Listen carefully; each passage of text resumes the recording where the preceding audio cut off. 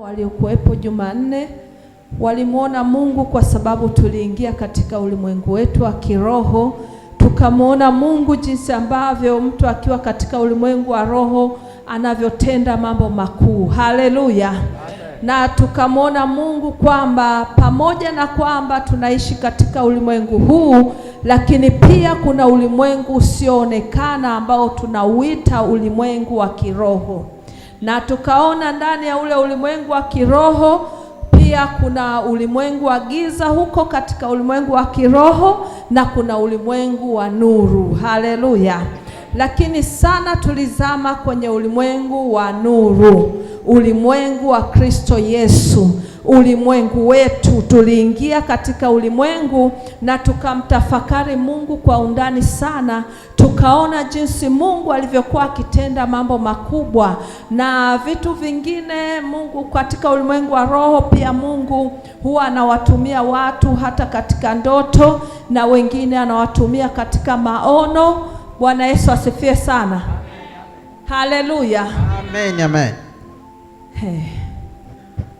Lakini leo pia tutamuona Mungu kitofauti tena. Bwana Yesu asifiwe. Amen. Nitakuwa na dakika chache, lakini baba pia tutampa muda mrefu kwa sababu tunahitaji kufundishwa. Bwana Yesu asifiwe. Amen. Nisome kile kitabu cha Waebrania 11 na ule mstari wa 3.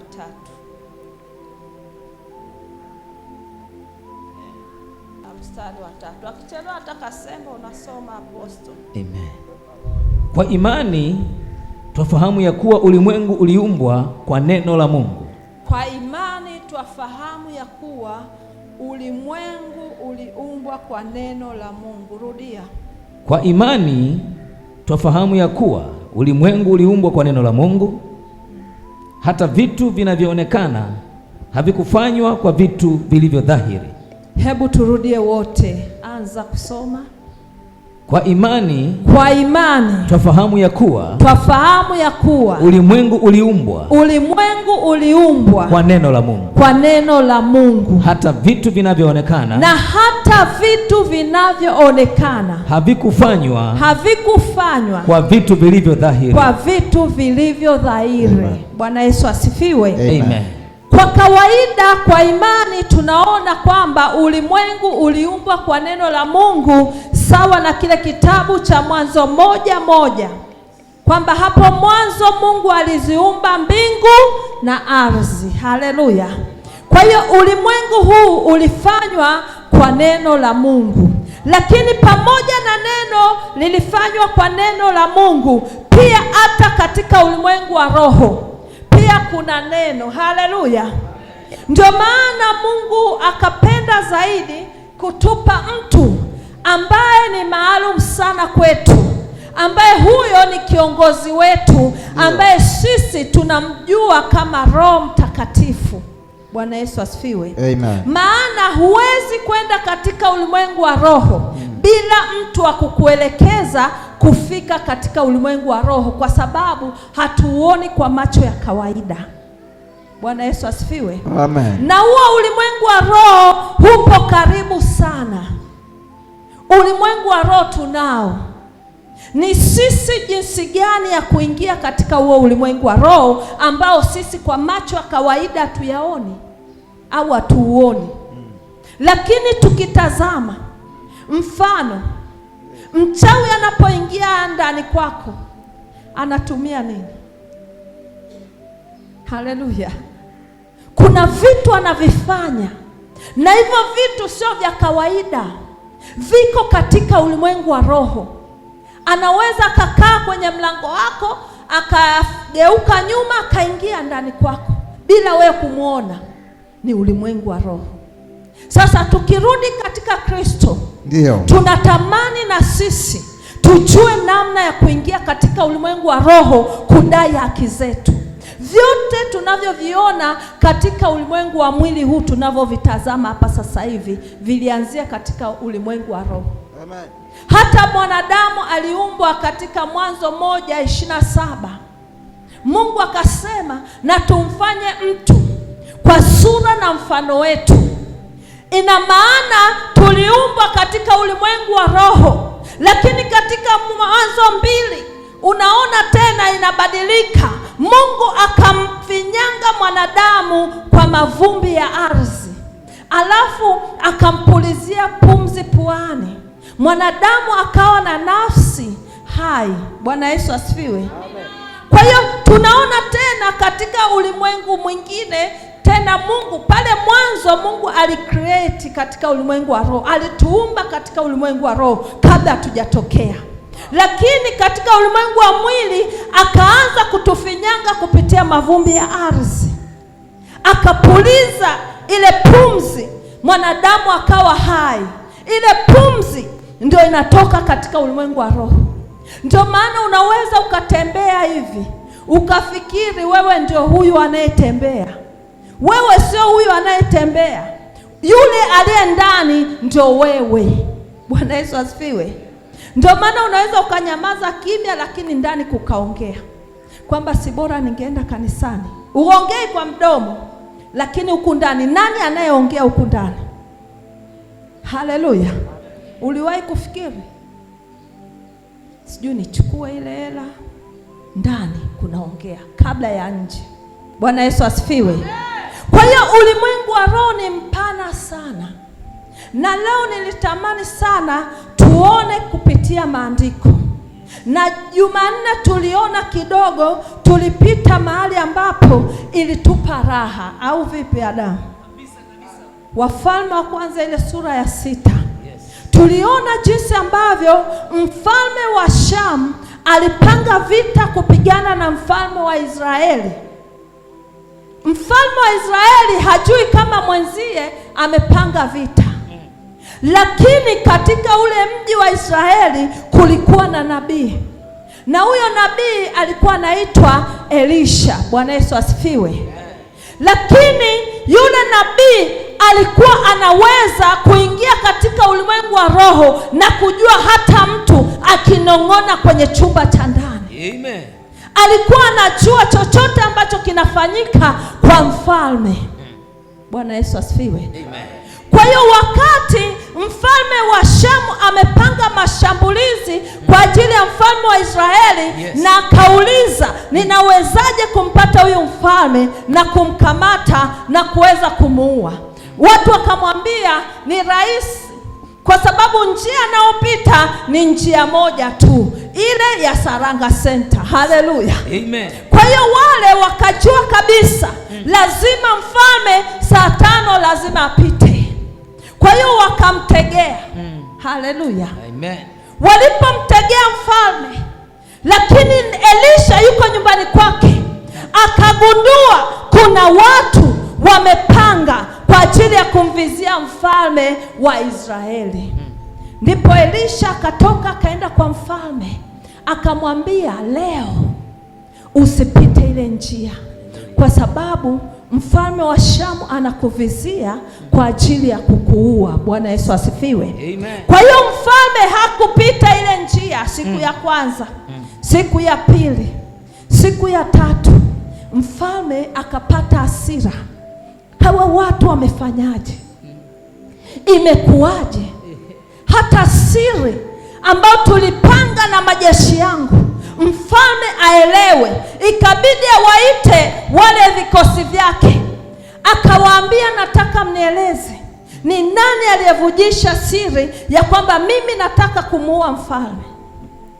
Wakasema kila mmoja na neno lake, lakini akainuka mmoja akasema, mfalme, wewe ujui tu kwamba Israeli kuna mtu mmoja, hujamjua tu, ila huyo mtu ana nguvu ya kipekee. Huyo mtu ni nabii. Huyo mtu anaona. Huyo mtu hata hujamkuta mfalme, yeye tayari ameshajua nia yako. Hata ukiwaza chumba chako, uko chumbani sehemu ya siri unanong'ona tu, yeye sauti yako anaisikia. Haleluya. Huyo mtu anaitwa Elisha. Ukiweza kumkamata yeye, mfalme umempata kirahisi. Lile neno likampendeza mfalme. Ndio. Mfalme akachukua wazo la askari wake, akatuma sasa watu. Haleluya. Amen. Hebu nisomee hiyo Wafalme wa kwanza sura ya 6, yes. Anzia mstari wa 13. Amen. Ni Wafalme wa pili sura ya 6. Yes. Asante. Akasema, enendeni mkamwangalie aliko. Enendeni mkamwangalie alipo. Nipate kupeleka watu kwenda kumchukua. Akaambiwa ya kwamba tazama yuko Dothani. Kwa hiyo akapeleka huko farasi na magari. Mfalme wa Shamu akapeleka huko magari, ndio, na farasi, ndio, kumkamata mtu mmoja tu. Haleluya. Amen. Na nini tena? Akapeleka huko farasi na magari na jeshi kubwa, wakafika usiku. Haleluya. Amen. Mfalme akapeleka huko magari, farasi na kikosi kikubwa, wakaenda huko Dothani. Ilikuwa ni usiku. Wakati wewe umelala, kuna watu, kikosi kimezunguka nyumba yako. Wakati umelala, kuna kikosi cha watu kiko kwenye biashara yako. Wakati umelala, kuna kikosi cha watu wanakuvizia, wanakutamani, wanapanga mashambulizi kwa ajili yako. Wakati umelala usiku, haikuwa mchana. Kazi ya giza haifanyiki mchana. Mara nyingi mchana wanacheka na wewe, wanakula na wewe, wanafurahi na wewe, hata hela wanakupa, lakini usiku wanaanza kukushughulikia.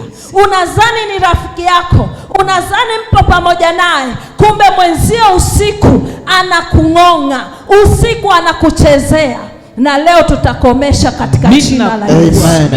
Lazima tutambue kwamba ulimwengu wa roho usiku, hata kwa yule mtu alipopanda mbegu mchana, amepanda mbegu njema, lakini ilipofika usiku, Biblia inasema yeye alipanda. Pale alipopanda yule mtu, na akaja mtu mwingine akapanda vingine. Haleluya. Amen. Kwa hiyo tuwe makini. Unaweza ukaona biashara inastawi, lakini ghafla inafifia. Unadhani ni kawaida. Ni kwa sababu tumelala. Haleluya. Amen. Kwa hiyo hichi kikosi hakikutumwa mchana. Walijua usiku huyu nabii atakuwa amelala. Haleluya. Amen. Kumbe nabii hata akilala, roho yake iko wazi. Haleluya. Utacheza mchana na usiku, lakini yeye katika roho saa zote yuko hai. Kwa maana tunaambiwa roho irazi, lakini mwili ni dhaifu. Unapolala usilale mazima. Mwambie Bwana, nilale mwili lakini roho yangu iwe macho. Kwa maana ukisikia hata mlango umeguswa tu utashtuka. Mtu akiingia chumbani kwako tu utaelewa kuna mtu ameingia. Ulimwengu wa roho. Haleluya. Amen. Kuna kazi kubwa ya kufanya kabisa. Wakaingia usiku, wakafika usiku, wakauzingira mji ule pande zote. Hata asubuhi na mapema mtumishi wake yule mtu wa Mungu alipoondoka na kwenda nje, kumbe pana jeshi la watu na farasi na magari wameuzingira mji ule. Haleluya. Alipoamka asubuhi, naomba Mungu ikifika asubuhi yako, Mungu akupe hata macho ya kuwaona adui zako. Amina kubwa sana. Haleluya. Amen. Huyu ilipofika asubuhi anatoka tu nje. Ghafla anashangaa kile kilima kimejaa watu, kimejaa farasi, kimejaa magari ya vita. Akarudi ndani mbio, akampasha mfalme wake habari. Akasema, bwana wangu, ole wetu, maana leo huko nje kuna balaa. Tumezungukwa. Haleluya. Amen. Hata Elisha akacheka tu. Haleluya. Akasema, wewe Gehazi uelewi. Yaani upo na mimi siku zote uelewi. Haleluya. Amen. Wacha wakeshe. Hawana kazi za kufanya. Wacha waangaike, wachinje njiwa, wachinje kuku, waende misituni mpaka chini ya miti. Wewe unaosema msiogope. Haleluya. Akamwambia Gehazi, hivi bado uko na hali ya kale? Bado uko kwenye dini yako?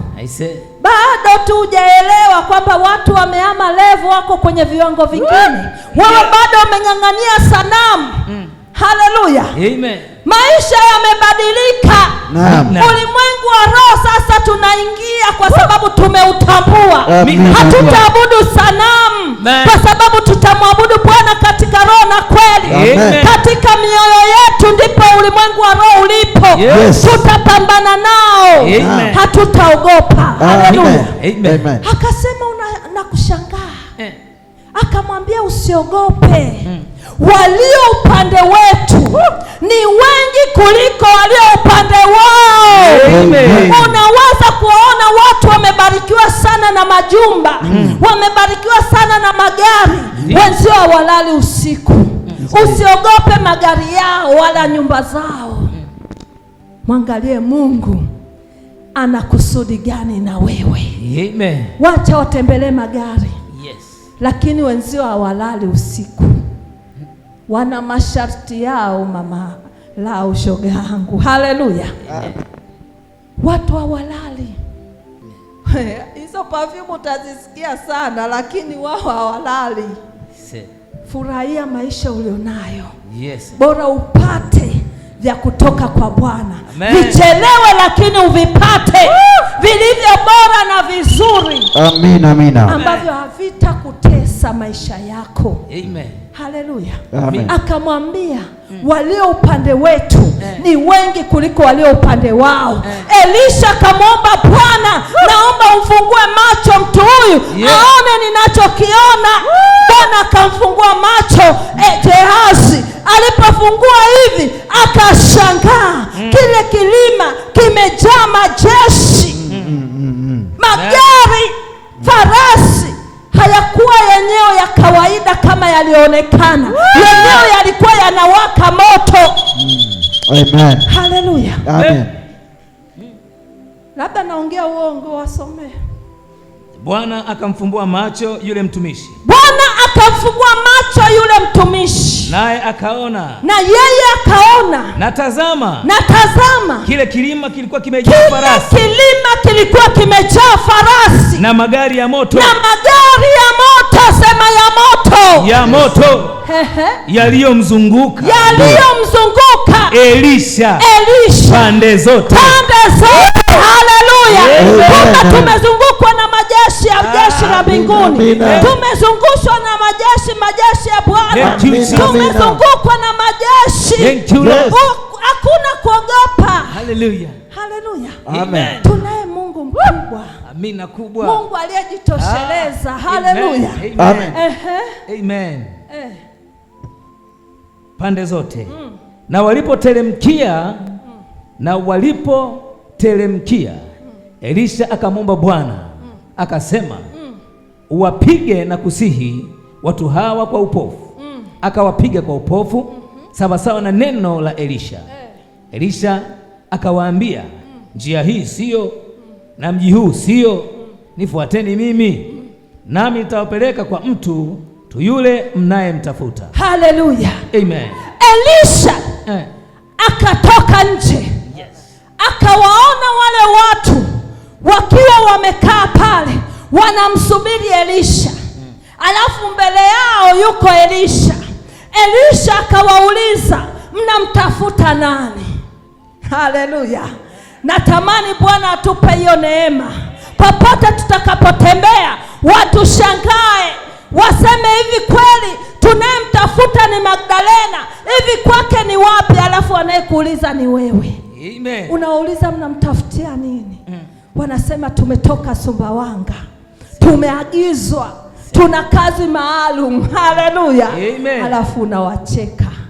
Amen. Haleluya. Amina kubwa. Elisha akawauliza mnamtafuta nani? Wakasema tunamtafuta Elisha. Ndipo Elisha akawaambia, twendeni nikawaoneshe mmekosea njia. Mahali Elisha anapatikana. Akawaongoza mpaka Samaria. Wakafika kwa mfalme wa Israeli. Mfalme wa Israeli anashangaa, Elisha ameingia na adui zake wako nyuma yake. Mfalme anamuuliza tena Elisha, baba yangu, nifanyeje watu hawa? Je, niwaue? Haleluya. Taki jinsi neema ya Kristo inavyokuwa juu ya mtu wa Mungu. Ukipakwa mafuta na Bwana, hata mfalme anashuka kwako. Anamwambia, bwana wangu, hawa watu ni wafanyaje? Wewe unaweza kuwajibu juu ya nchi hii. Unaweza kuwajibu juu ya mfalme. Unaweza kumpa jibu mfalme na njia atakayoiendea. Na ndiko tunakoelekea. Amina kubwa. Haleluya. Amen. Mfalme anashuka kwa Elisha. Elisha anamwambia, hauna haja ya kuwapiga, hawa tayari ni mateka. Kitu cha kufanya hapa, wape hawa watu chakula. Wakishashiba, waache waende kwa mfalme wao, wakaeleza jinsi tukio lilivyowapata. Unapotenda wema, adui zako wenyewe wanakushangaa kabisa. Haleluya. Amina. Haleluya. Amen. Haleluya. Amen. Wakala chakula. Mfalme ameimiza chakula. Adui waliokuwa wameenda kumuua mfalme, kumuua Elisha, leo wanakula na Elisha, wanakula na mfalme. Amen. Haleluya. Amen. Kwa sababu ya nguvu ya Mungu. Ukiwa na nguvu ya Mungu, adui zako watashindwa kukufanya chochote. Kwa sababu Bwana atakuwa amewatia wale watu nguvu ya kukosa kukudhuru. Amen. Haleluya. Amina. Kumbe tukiwa na Mungu, hata adui zetu anaweza kukutana na wewe, alafu akashindwa kukufanyia chochote. Amen. Haleluya. Amina. Na mwisho wa siku adui akatoa siri. Haleluya. Amen. Chakishia jinsi Mungu alivyo mzuri. Ukiendelea kusoma kwenye ile sura ya 13 Wafalme hiyo ya pili 13 mstari wa 14. Uone jinsi ambavyo mfalme alivyokuwa amempenda Elisha. Hata alipofika wakati Elisha anaumwa ugonjwa wake, ilibidi mfalme atoke kwenye kiti cha enzi aende kumtembelea nabii wa Bwana. Haleluya. Amen. Neema hiyo tutaipata. Amen. Haleluya. Amen. Basi Elisha alikuwa ameshikwa na ugonjwa wake uliomuua. Basi Elisha alikuwa ameshikwa na ugonjwa wake ambao ulimuua. Naye Yoashi, mfalme wa Israeli, akateremka amtazame. Sikiliza vizuri. Sio Elisha alienda kumtazama mfalme. Mfalme ameenda kumtazama mtu mkuu wa Mungu. Mpakwa mafuta wa Bwana. Mtu ambaye alikuwa anamjulisha mfalme siri yoyote mbaya iliyokuwa inatokea kwake. Aliweza kumwambia hata mfalme, usile hichi chakula. Na mfalme akasikiliza sauti yake. Kwa hiyo mfalme akashuka kutoka kwenye kiti chake. Akaelekea kumtazama Elisha. Amen. Haleluya. Amen. Nabii anaumwa. Yuko kitandani. Hawezi kufanya chochote. Ulimwengu wa roho una nguvu ya ajabu sana. Kabisa. Haijalishi umekuja mbele za Bwana. Hata kama ni dhaifu kiasi gani, utashangaa unatiwa nguvu ya ajabu. Amen. Nilimuona Mungu hata leo. Sikuwa na nguvu ya kusimama. Lakini kadri ninavyoongea, nguvu ndivyo inavyoongezeka. Kadri ninavyomtamka, ndivyo nguvu ya ulimwengu wa roho inavyomtia nguvu. Kwa hiyo usijali. Kuna wakati unasimama kwenye madhabahu, unasikia kuumwa kabisa. Tulimuona baba akiwa anakuja hapa, akiwa ameshikiliwa huku na huku, lakini alipokaribia ile madhabahu, kuna nguvu ilimshikilia mpaka akawatoa mikono, akasema niacheni tu mwenyewe hapa, ninaweza kuzungumza. Kuna nguvu katika ulimwengu wa roho. Tutafute sana kumtaka Mungu ambaye anapatikana, ambaye visivyoonekana tuviamini kwamba tunaweza kuvifanya vikaonekana kwenye ulimwengu wetu wa mwili. Amen. Haleluya. Amen. Alisimama. Yes. Na hata siku ya mwaka mpya alikuwa hata sauti hawezi kutoa. Ile sauti mlioisikia mwaka mpya haikuwa sauti ya kawaida. Ilikuwa ni sauti ya nguvu ya Kristo Yesu. Maana alikuwa hawezi kusema. Ghafla alivyoshika tu maiki, alivyosema haleluya, na wasalimia wanangu katika jina la Yesu. Huu ni mwaka mpya na hakika tutavuka kwa kishindo. Huu utakuwa ni mwaka wa baraka zetu. Nakumbuka neno ni kwamba mwaka huu ni mwaka wa baraka. Amina. Na kweli kuna watu wametoka na viwanja kabisa. Kuna watu wameanza kuweka misingi. Kuna watu leo wana apartment. Umbea huu nitasema Margaret. Haleluya. Kuna watu tayari wana apartment. Kabisa. Haleluya. Amen. Kuna watu leo wamemuona Mungu, hawatamani kutoka kwenye madhabahu. Kabisa. Hivi unajua nayo ni kitu cha muujiza sana. Ulikuwa hutaki hata kuliona jengo la kanisa. Lakini tangu alipoingia hapa, hawataki kukosa ibada. Ni kama wanafinywa na mtu, nenda. Yani unapigwa teke, nenda. Haleluya. Yani kiu ya ndani imechemka. Huo ndio ulimwengu wa roho ambao tunauhitaji. Leo kuna watu Bwana wamewabariki sana kabisa. Ukiwaona mabinti wa Yesu wamekuwa wasichana, si mchezo. Ni ulimwengu wa roho. Wamejua kumshika Mungu wa kweli. Wamejua kumpenda Bwana. Ndio maana unawaona wamekaa pale. Haleluya. Ni neema. Kuna madhabahu ukienda, yani kama utoke saa hiyo hiyo. Niliwahi kuingia madhabahu moja, sitakanisa. Mimi sio mzururaji wa madhabahu. Lakini siku hiyo nikasema, hii kelele kwenye hii madhabahu, na hiyo madhabahu ilikuwa ina redio. Kwa hiyo ni kelele na kwambia njooni kuna 1 2 3. Na mimi nikasema hiyo 1 2 3 naitaka. Kwa sababu ndio shauku yangu, barikiwe kipenzi. Nikasema hiyo naitaka. Na mimi nikavaa vizuri. Nikaenda kwenye hiyo madhabahu. Nikaacha madhabahu yangu ambao naitolea sadaka zenyewe. Nafsi yangu ilipo nikaiacha pale. Nikaenda kumtafuta Mungu mwingine. Haleluya. Nilipofika pale, kwanza kukaa tu kwenye kiti, niliona ni joto, kama nimebanwa, kama nasukumwa, kama kuna watu wamekaa huku na huku wananipushi. Yani nateseka. Ghafla, yani yale mahubiri tu yenyewe alivyopanda tu yule mhubiri, nilijikuta tu nimetoka nje. Jamani, boda iko wapi? Ni wapi wanapanda bodaboda? Nikawai kanisani ambako ndiko ninalishwa. Nilipofika kwenye ibada, nikamkuta Mungu anahubiriwa, nikapata amani, nikapata raha, nikapata pumziko, nikarelax ndani. Mafuta yakaanza kuchemka, nikasikia raha. Amen. Haleluya. Amen. Hapo ndio mahali sahihi. Unatakiwa utulie, umtafute Mungu hapo.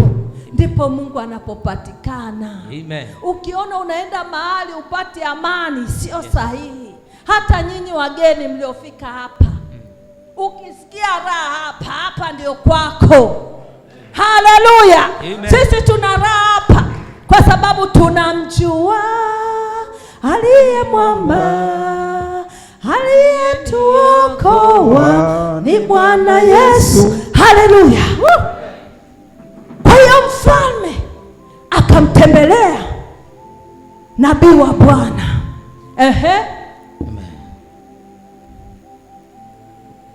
Naye alikuwa Okay, mstari wa 14. Basi Elisha alikuwa ameshikwa na ugonjwa wake uliomuua. Naye Yoashi mfalme wa Israeli akateremka amtazame. Akamlilia mbele yake akasema, baba yangu, baba yangu, gari la Israeli na wapanda farasi wake. Elisha akamwambia, twaa uta na mishale. Naye akatoa uta na mishale. Rudia hapo, kuna kitu kizuri. Amen. Kuna kitu Bwana alikuwa ananichekesha. Akamlilia mbele yake. Rudia mstari wa juu. Basi Elisha alikuwa ameshikwa na ugonjwa wake uliomuua. Naye Yoashi mfalme wa Israeli akateremka amtazame. Akamlilia mbele yake akasema, baba yangu, baba yangu, gari la Israeli na wapanda farasi wake. Elisha akamwambia, twaa uta na mishale. Weka koma. Haleluya. Yani I say kuna raha. Yes. Hey. Unakumbuka hata Elisha alimlilia Elia hivyo. Baba yangu, baba yangu, gari na wapanda farasi wake wamekuja kumchukua Bwana wangu. Haleluya. Yes. Na mfalme na yeye Roho wa Bwana akazungumza kwa Elisha jambo lile akiashiria jinsi ambavyo Bwana anamchukua. Ndipo hapo Elisha aliposikia maneno hayo akamwambia, tulia, chukua mta na mshale haraka kabla muda hujaisha. Twaa uta na mishale. Sio mmoja. Naye akatoa uta na mishale. Na yeye akachukua ile nta na mishale, maana anamuelewa. Akamwambia mfalme wa Israeli. Nisikilize vizuri kanisa. Nabii wa Bwana ni Mungu kwenye maisha yako. Amen. Nabii wa Bwana ni mshauri wa maisha yako. Yes. Nabii wa Bwana ni kiongozi wa maisha yako. Amen. Kwa nini nasema hivi? Ni kwa sababu ya neno hili. Usisahau, huyu ni Elisha nabii. Nabii anamwamrisha mfalme, twaa nta na mishale haraka. Na yeye akaichukua haraka. Akatii ile sauti ya Elisha. Amen. Alafu akamwambiaje? Yes. Akamwambia mfalme wa Israeli. Weka mkono wako katika uta. Weka mkono wako katika nta. Sikiliza maelekezo. Ndivyo maelekezo utakaopewa na nabii wa Bwana. Haleluya. Fanya hivi, fanya hivi. Kuna watu wanadharau. Wale wanaotii wamemwona Bwana. Amina kubwa. Na leo wana celebrate. Amen. Maisha yao yamebadilishwa. Yes, amen. Hatupigi debe. Haya ni maandiko matakatifu ya Mungu. Amina kubwa sana. Na hakuna neno linaloanguka chini. Yes. Hata yadi moja. Amen.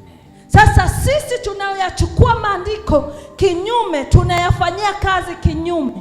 Umeelekezwa hivi, wewe unaenda kufanya vya kwako. Umeambiwa wiki hii njoo, wewe unasema nitaenda wiki ijayo. Hayo ni ya kwako. Yes. Umekiuka amri ya madhabahu. Bwana Yesu asifiwe. Amen. Ndio maana watu waliotii sauti ya madhabahu leo ni watu wa tofauti. Amen. Huwezi kulinganishwa na wewe ambao unakuja mara moja moja. Kabisa. Hivi niwaulize nyinyi wazee wetu wa kanisa. Hivi wewe unaweza kulinganishwa na mtu anayekuja Jumapili tu? Ni ngumu sana. Haleluya. Amen. Akamwambia, twaa nta na mishale. Akamwambia mfalme wa Israeli, weka mkono wako katika uta. Weka mkono wako katika nta. Naye akaweka, na yeye akatia, akaweka juu yake. Juu yake. Elisha akaweka mikono yake. Elisha akaweka mikono yake juu ya mikono ya mfalme, akasema, lifungue dirisha linaloelekea mashariki. Maelekezo yanasema fungua dirisha linaloelekea mashariki. Kuna watu leo wanaambiwa fungua dirisha linaloelekea mashariki, wao wanafungua linaloenda magharibi. Vice versa. Yaani wao wamekuja kusikiliza Mungu aliyowaambia njoo, lakini hawataki maelekezo ya yule aliyowaita. Haukuja kama wewe. Ni sauti ya Mungu imekuleta. Yes. Unaweza ukaona ni wewe, lakini ni nini kilichokuforce mpaka ufike hapa? Ni Mungu. Fungua dirisha la upande wa mashariki. Hallelujah. Akalifungua huyu mfalme. Amen. Sio mtu wa kawaida. Alitakiwa awe na mabodyguard wamfungulie dirisha, lakini sheria inasema ufungue wewe. Yes, amen. Barikiwe. Amen.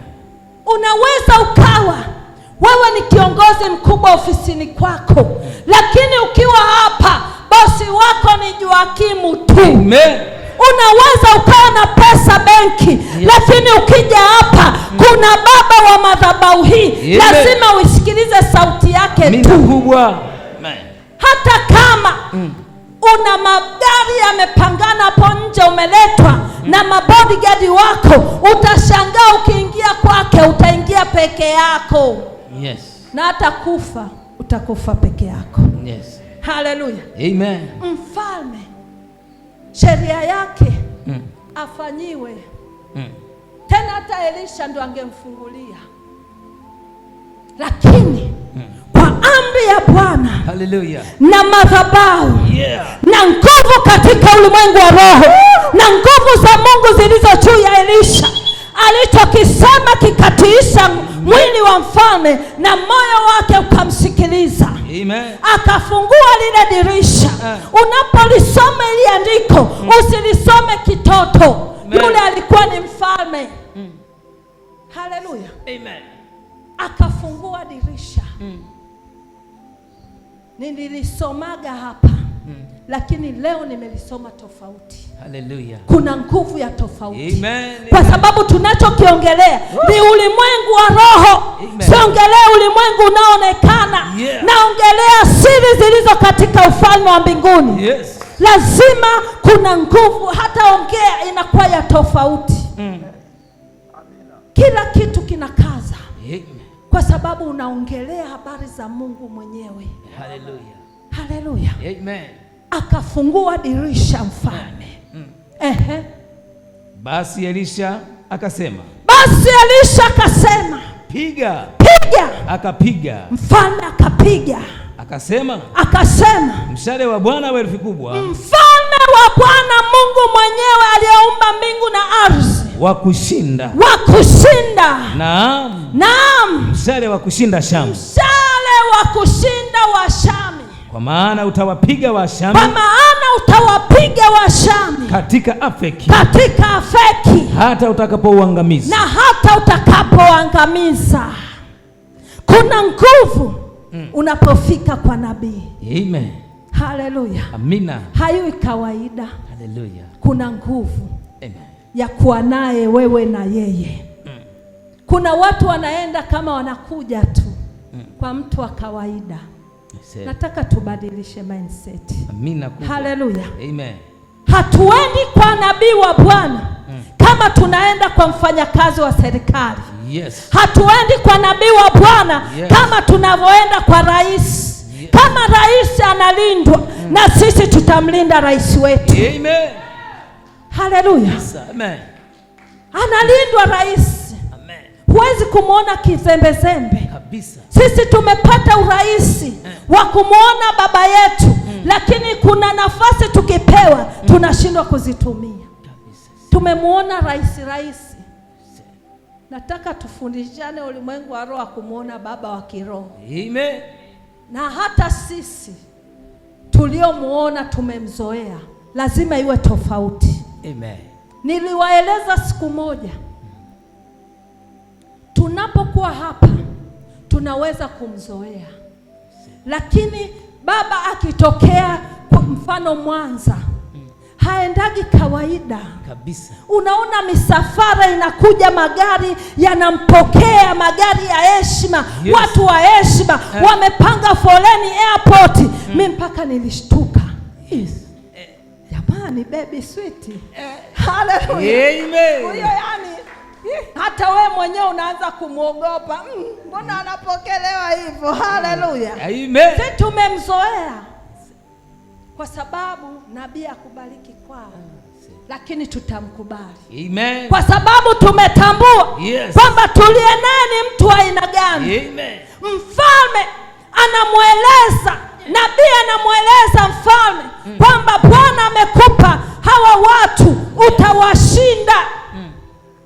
Haleluya. Amen. Kwa sababu mshale wa Bwana umekwenda mpaka kwenye jeshi. Hallelujah. Umepambana nao, yes, katika ulimwengu wa roho. Tayari umeshinda. Yeah. Kumbe hapa tulipo unaweza ukaona bado unachechemea, lakini kwenye ulimwengu wa roho kumbe wewe ni mzima. Amen. Unaweza ukaona unaumwa bado tumbo, lakini katika ulimwengu wa roho, yes, kumbe wewe ni mzima. Amen. Tangu neno ambalo limepita kwako, amen, uzima lazima uingie. Amina kubwa. Haleluya. Amen. Kuamini tu. Haleluya. Amen. Mstari wa 18. Akasema itwae mishale. Akamwambia itwae mishale. Akaitwaa.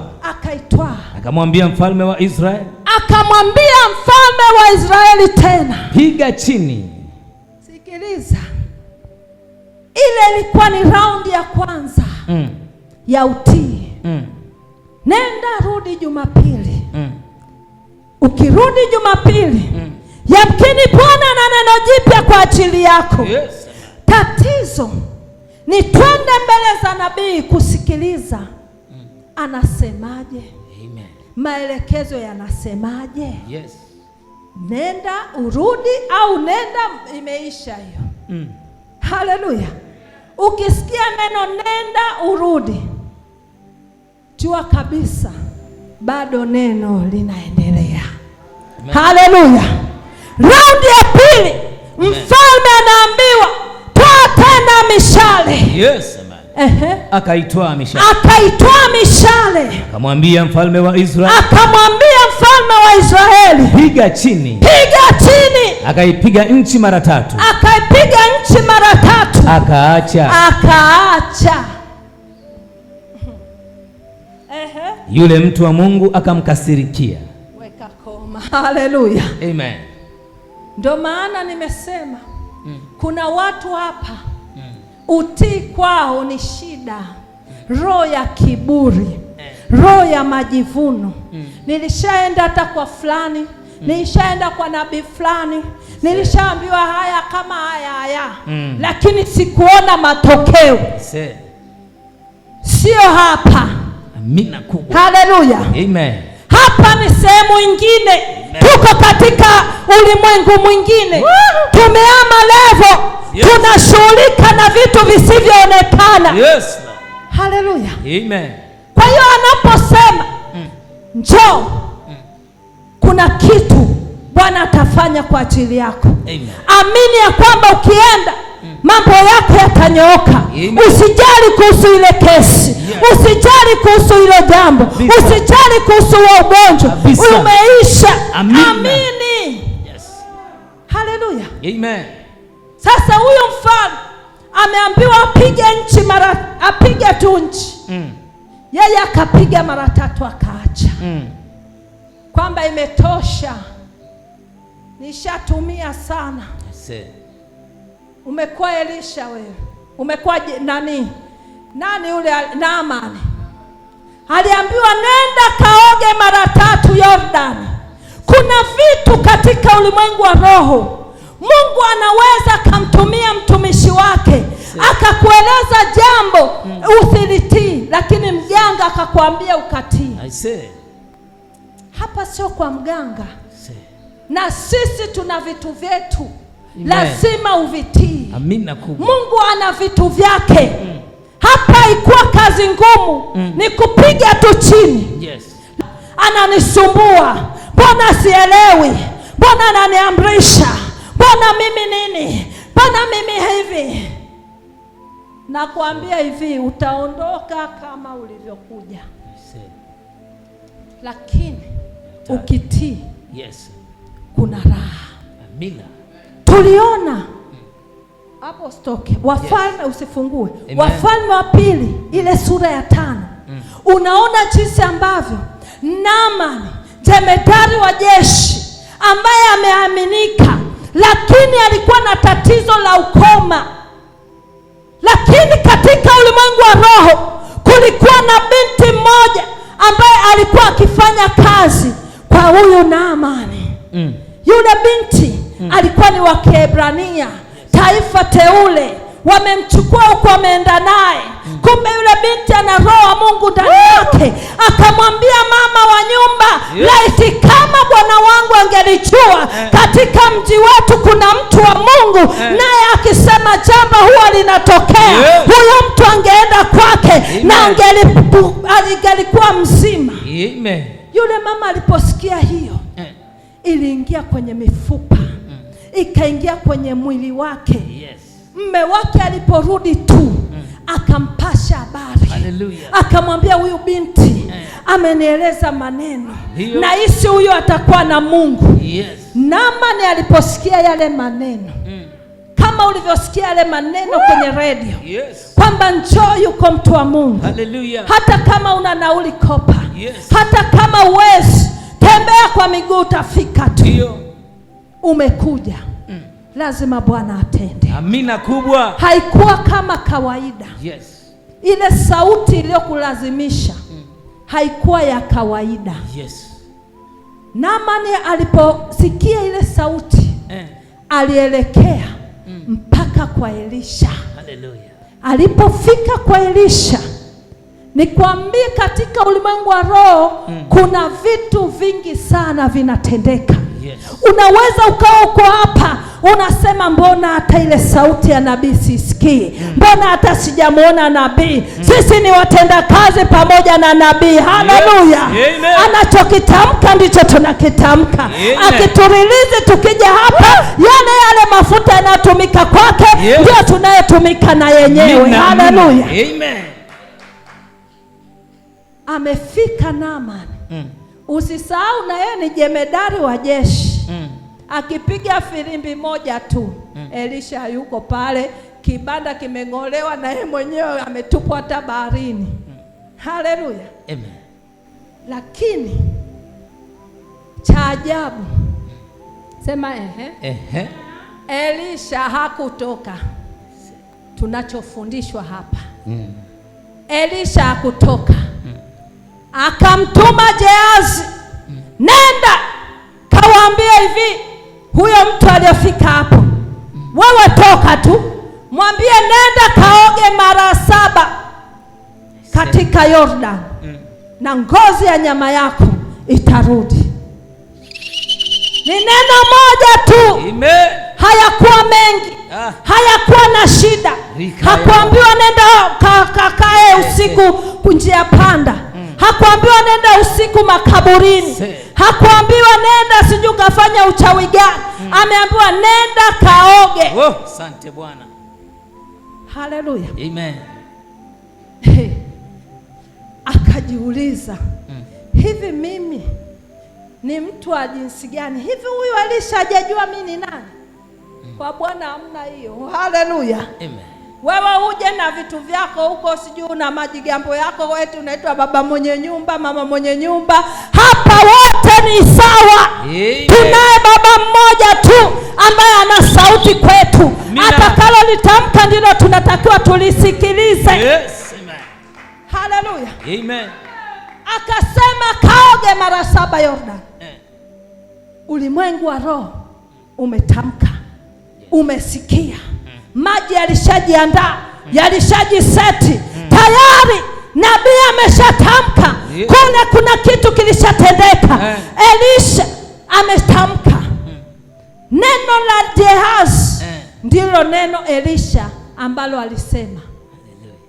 Gehazi wakaondoka na Naamani wameondoka, amekasirika. Amenionaje? Amenizarau. Jumapili ile nilifika sikumuona. Alituma tu mtu akasema nirudi Jumapili. Hivi amenionaje? Kwani mimi ni nani? Yaani amenionaje? Yaani kuna watu wana hizo. Wakati akifika hospitali anakaa mpaka hata saa 8 na alalamiki. Na daktari anaweza akapita anaenda kula. Na ndio zamu yake imefika kuingia, alalamiki. Lakini kanisani tumepaona parahisi. Tutakaza. Haleluya. Haleluya. Amen. Kwa hiyo ndio akatii. Akatoka sasa. Yes. Njiani watu wake wakamwambia, "Je, ni neno gani hilo? Mbona ni neno rahisi sana. Kujichovya tu, kuoga tu pale kwenye ule mto. Unaona shida gani? Twende tukusindikize." Yes. Walipofika pale, mshukuru Mungu wa uliye nao waliokusogeza kuja. Au waliokupa nauli. Amen. Au waliokupa nafasi ukafika. Mshukuru Mungu. Amina. Walipofika pale, jamaa alivyojichovya kwenye maji tu mara ya kwanza hamna kitu. Mara ya pili mpaka ya 7 alipojitazama, ni mimi.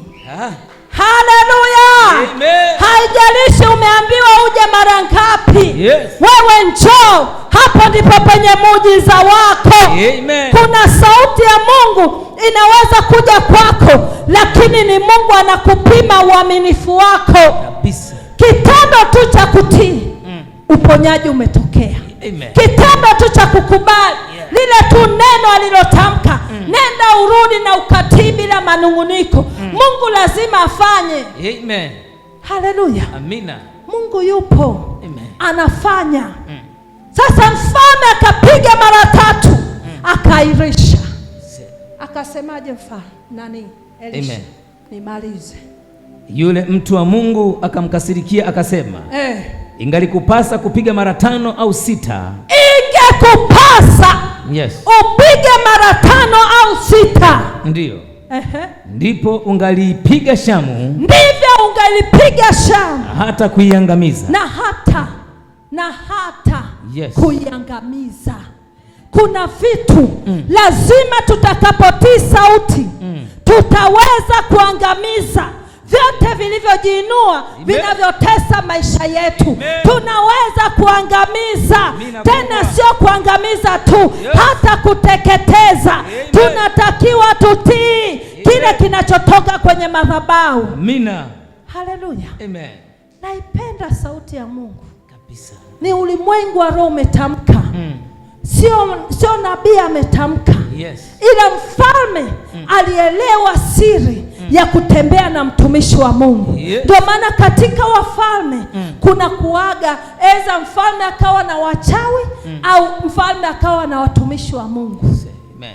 Kwa sababu ya kupata maelekezo. Amen. Na hii tunaomba Mungu kwenye ufalme huu kwa rais wetu, Mungu ampe manabii ambao watatamka kweli kwa ajili ya taifa letu. Mungu ampe watu wa Mungu ambao watasema ambacho Mungu amesema kupitia kinywa cha Mungu. Mungu ampe mfalme wetu hekima ya kupata watumishi wa Mungu walio sahihi. Mfalme aliokoka mara nyingi kwa sababu ya watumishi wa Mungu. Naomba Mungu hata wewe ambao umempata baba wa kiroho, mkamate baba wa kiroho, tembea na baba wa kiroho, ishi na baba wa kiroho, muonekanie baba wa kiroho, zungumza naye chochote unachopitia, maana yeye ndio njia na dira ambayo ina mwelekeo sahihi. Amen. Haleluya. Amen. Iko nguvu kwenye madhabahu. Mina kubwa. Sauti ya Mungu si sauti ya kuchezea. Amen. Mfalme anaacha yote kwa sababu ya Elisha. Haleluya. Na ndipo Elisha alikufa. Lakini tayari mfalme ameshapokea message kutoka kwa nabii. Ni kweli nabii anaweza akawa anaumwa. Nabii anaweza akawa na muonekano ambao wewe unauona wa ajabu ajabu, lakini atakachokitoa kimetoka kwa Mungu. Haijalishi ni mwembamba, haijalishi ni mnene, haijalishi ni mweupe au ni mweusi, haijalishi. Mathalani Mungu amempa ujumbe kwa ajili yako. Wewe sikiliza sauti ya Mungu. Amen. Na Mungu atafanya. Amen. Haleluya. Amen. Leo kuna watu wanaangalia muonekano. Kula huo muonekano kama utaishi. Haleluya. Amen. Tubadilike. Amen. Mungu anaposema tutii sauti ya Mungu. Amina kubwa sana. Leo tuko kwenye hii madhabahu naongea hivi. Sikiliza hii sauti. Chochote anachokuelekeza. Tuliambiwa Jumapili tupate asali. Tulikula asali. Maisha yangu mimi binafsi. Kuna kitu naona kimebadilika kipya kabisa. Amina kubwa. Kipya kabisa. Haleluya. Amen. Hata ile ndoto sijawahadisia, naomba Mungu anipe kibali Jumapili. Amen. Jinsi ulimwengu wa roho nilivyoingia. Haleluya. Amen. Kisa ni asali. Sasa usikose Jumapili hii. Unajua ni kitu kidogo tu kimetamkwa, kidogo sana, kwamba njoo ulambe asali. Kuna kitu Mungu atafanya kwenye maisha yako. Mungu aweke ladha kwenye maisha yako. Mungu akupe kibali na neema kwenye maisha. Ni asali tu, kidogo tu, kitu kitamu. Mpaka Samsoni aliweka kitendawili kinahusu asali. Haleluya. Amen. Ni kipi kilicho kitamu kuliko asali? Sijui nini na nini hicho, ngoja nitakitengenezea vizuri. Haleluya. Amen. Ujue ni kitu kidogo lakini kina maana kubwa. Amen. Aliyetamka ni nani? Baba wa madhabahu. Yes, amen. Hivi unaelewa? Baba wa kiroho. Sio tu baba wa kiroho. Ametamka nabii. Amen. Haleluya. Amen. Amesema Jumapili ni siku yetu. Tutalamba Jumapili 3. Amen. Tumeshaanza moja. Wewe ambao ukuwepo, hii pia ni sehemu yako. Yes. Bwana ameiachia nafasi kwa ajili yako. Amen. Jumapili itakuwa ni wonderful. Amen. Nilisema ni wonderful na ilikuwa wonderful. Amen. Na itakuwa zaidi ya ile ya Jumapili. Hii itakuwa zaidi. Nimejiandaa. Haleluya. Amina kubwa. Tuweke meza zetu vile tunavyowekaga kwa ajili ya wakati wa Baba.